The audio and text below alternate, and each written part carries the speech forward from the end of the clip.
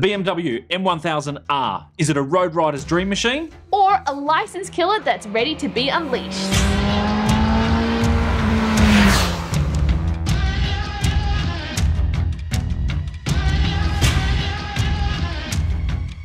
So we're going to share our personal experience on this high-performance bike. It's got power, precision, and pure road-hugging pleasure that is adrenaline-inducing. Now, you need to keep in mind that we are not motorcycle professionals. We are not motorcycle mechanics, far from it, full-time moto road testers, journos, or motorcycle racers. Absolutely not. We are predominantly road riders, and we think we represent about 95% of the motorcycling community. So this video is based on our individual perspectives of what it's like living with a bike that has way more power than we could ever use legally. So what do we like about the BMW M1000R? Well, first up for me, it was the power. It's a 999cc liquid-cooled inline-4. It's got titanium valves, which I didn't even know was a thing, but I'm assuming that makes them lighter and stronger. For an inline-4, there's a lot of torque. Very torquey, but so smooth. That twitchy throttle, non-existent on this bike. Yeah, it was such an easy bike to ride on the road. The power delivery was smooth and it was linear. Yeah. And as I said, it's got incredible torque for a 4-cylinder. And it also has a top speed of 280 kilometers per hour.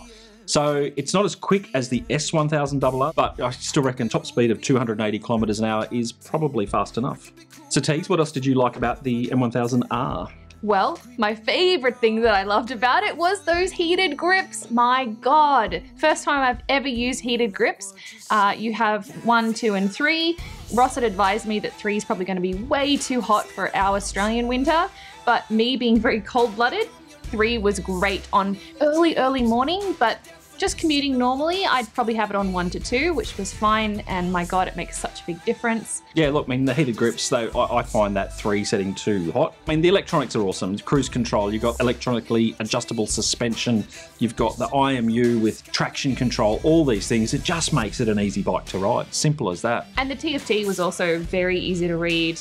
It read your tire pressure. Not that I really used any of that, but it's also nice that it's there, and I think if you had more time with it, you could play around a lot with those settings. Yeah, absolutely. I've said before, it's the best TFT on the market. BMW make the best TFTs. Every other manufacturer should hang their head in shame. The other thing that I really like on this bike, and it was the same on the S1000R, was the quick shifter. Now, you've only used a quick shifter a couple of times, Yep. But you did comment to me when you first rode this bike, oh, that's what a quick shifter's like. The thing is just buttery. It is absolutely awesome. Teagues, what do you think about the quick shifter? 100% agree. I could not believe, after having a few bikes with quick shifters, this is kind of what I imagined a quick shifter to be, just that really smooth shifting up and down gear. I thought it was amazing, and it's really hard getting off that bike onto your bike that doesn't have a quick shifter suddenly. So the next thing for me was the brakes. The brakes were absolutely incredible. It's what you'd expect from a bike in this price bracket. Even the rear is an incredible brake.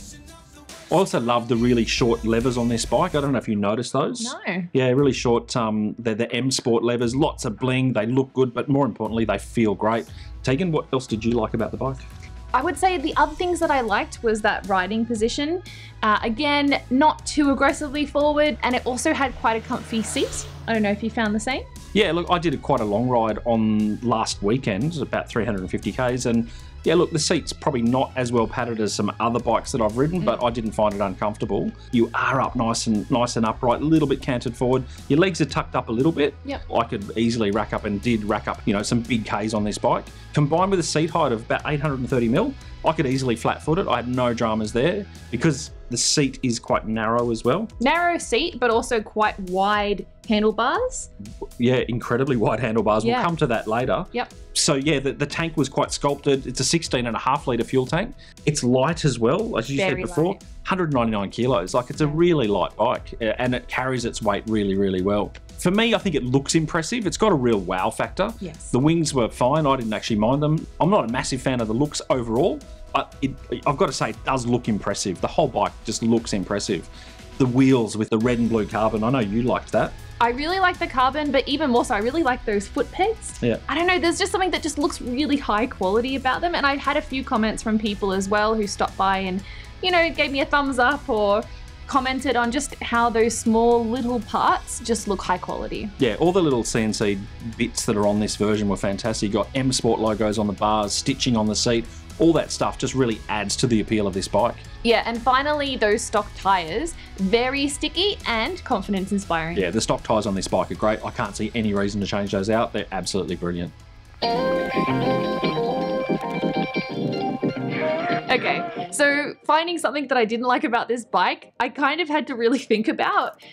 So there's not a lot, but I did notice those mirrors do vibrate a bit. Yeah, I don't know why you're worried about cars behind you when you're travelling at those sort of speeds.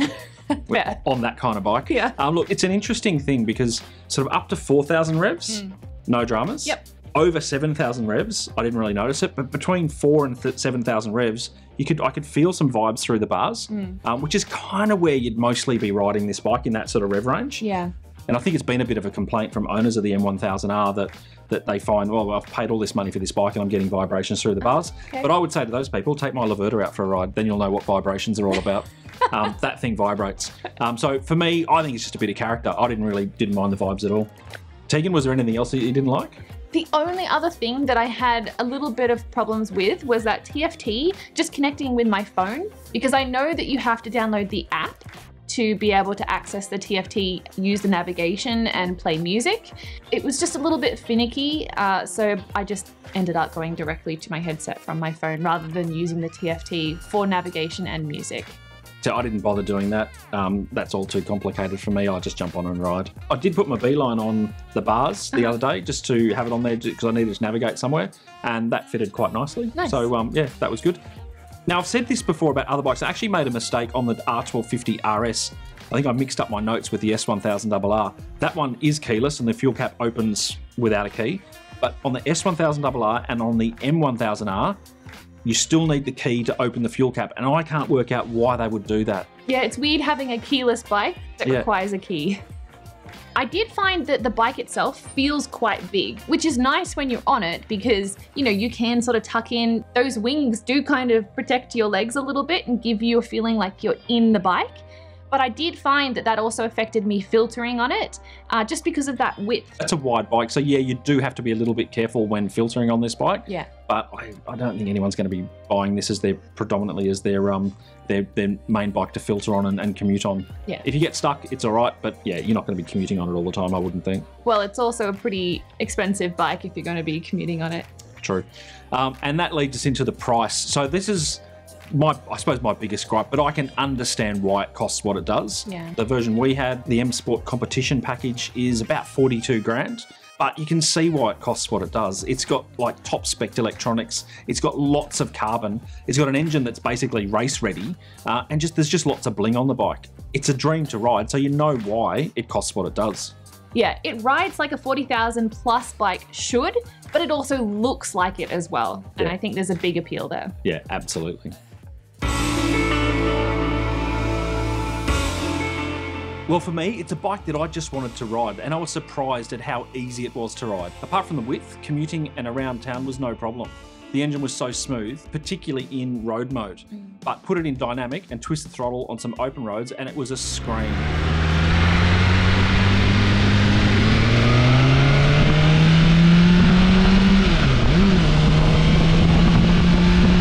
So for me, despite the looks, which I think are okay, they're not really my thing, but I didn't mind it. It's another 10. It's certainly a more comfortable bike than the S1000RR, which I had about a month or so ago. Yeah, I mean, I struggle to find many negatives. So for me, I'd probably sit it at a 9. I thoroughly enjoyed commuting on it, but I did love when I got the chance to hit some faster roads away from the traffic. I got to drive down to the Bulleye Antique Motorcycle Show, which is probably about an hour-and-a-half ride. That bike would have fitted right in there. Oh, well, it did stand out, but that was good for us. Showing up to an antique motorcycle show on a highly spec'd, highly techy, brand new bike, he got some looks. Yeah, no one believed me when I told him it was a 1927 model. No, it's weird, isn't it? We also did a sunrise trip we went down for sunrise over the Seacliff Bridge and got some drone shots along there, which was quite nice. Yes, never have I been more happy to have heated grips than that morning. And I did a few shorter rides, but I did get out for about a 350k round trip last weekend with a few mates, Ben, Drew and Brett, down to Greenwood Point for fish and chips, and what my mate Ben described as the best fish and chips he's ever had. That's a big call. And was it? Ooh, they're pretty good. Okay. We were discussing on the way down about fish and chips, and Ben was raving about how good they were. And we got onto the topic of vinegar and whether you put vinegar on your chips. And then we said, well, maybe you go malt vinegar. I mean, I don't think I've had either on chips before. You are missing out. So we were happy that they did have vinegar down there. Didn't have malt vinegar, but they did have vinegar. So on the way back, the other two sort of peeled off. Brett and I went up Jamboree Mountain Road, down Mac Pass, and then up the Old Princess Highway, and that bike was so much fun. So this is a bike that I could easily live with, but at about 42 grand for the Black Storm M Motorsport version, I'm not sure my partner Amber or my accountant would agree. It's a wonderful bike that I simply loved riding, and I really didn't want to give it back. Yeah, it was the first bike that I've ridden with heated grips, so I mean, from the beginning, it was a winner. It was easy to ride, it got looks and comments wherever I went, and I'm pretty sorry to see it go, but on to the next one. Speaking of the next one, Teagues, there you go. There's the keys to the Vespa. Well, this is going to be a little bit different.